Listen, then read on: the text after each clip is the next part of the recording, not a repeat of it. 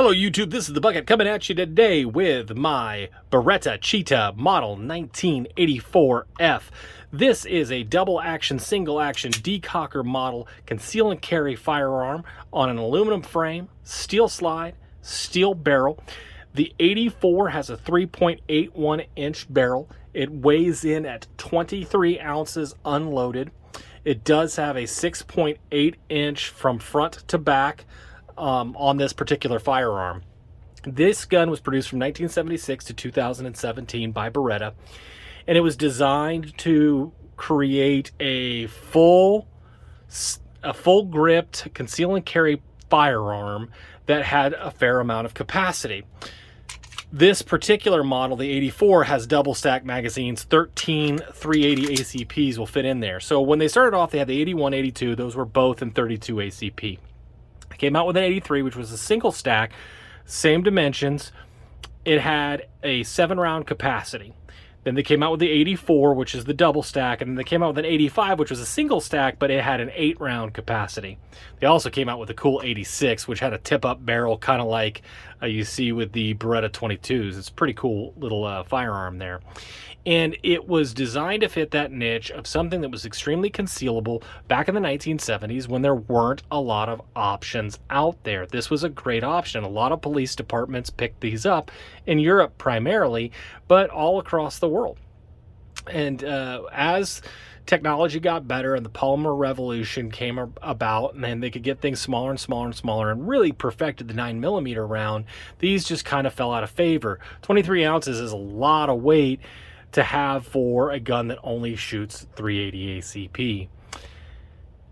I think it's a cool looking gun. I really enjoy sitting down on the couch and just, running my dry fire drills with it and playing with the action and the battery of arms. I just enjoy it. It's a great firearm. I picked it up on a trade for a reason. I really, really like this firearm. I took it to the range today. I went to Naps and I shot it. And I will tell you that this safety leaves my hands with not a place to go with it. And with it being so narrow, it took me a while to find the grip that really worked for me. Now, I ended up finding the grip and it ended up shooting well. I mean, this was a completely reliable pistol. I really, really enjoyed it. It was just, I just don't know what exactly role it fills in today. So if you're a gun guy and you just like having cool guns and you like handling your guns and you like doing dry fire drills and you like double action as a battery of arms, this is a really, really, really cool firearm. As far as fun to shoot on the range, I think a 9mm with a short recoil action is more enjoyable to shoot at the range. 380 is not cheap right now. When I was at Academy the last time I looked, I think it was $48 a box and it's only $20 a box for 9mm, so it's an expensive gun to shoot. I shot my videos. I forgot to show you how I did at the range today, so we're gonna just splice this in here right now. At 7 yards at the Naps, I went ahead and I shot my first 5. I know you're wondering about that little guy. You don't have to worry about that little guy. Actually, that's my double action shot. That was the first shot that I shot. I definitely would need to practice with this gun if I was going to carry this gun and have that hammer down. As far as my next 50 rounds of ammo, this is how I shot it at 7 yards. There's going to be some flyers. I was doing some quick fire. Let's get this out of the way so you can kind of see. But there's some definitely really good solid hits. That's all in that 3-inch circle right there. And the vast majority of them are landing right in there.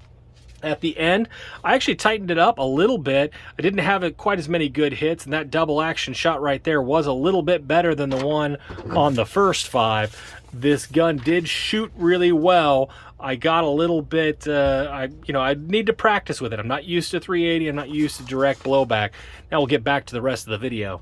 Also, because of the direct blowback, there is some unintended consequences that come along with it. So you press this button right here and drop this lever and the slide will come off just like on a 92 FS.